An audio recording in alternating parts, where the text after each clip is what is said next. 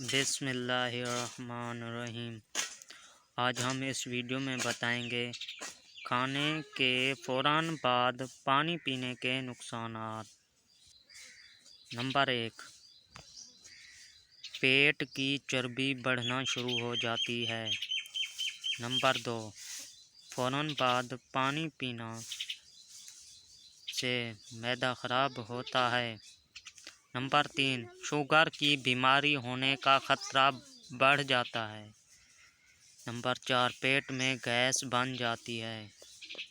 Number 5، طب آیورویدک کے مطابق کھانے کے فوراً بعد پانی نظام ہضم کو بھی متاثر کرتا ہے۔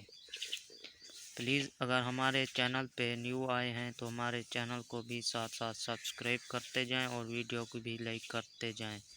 ایسی اچھی ویڈیو دیکھنے کے لیے ہمارے چینل کو سبسکرائب کریں۔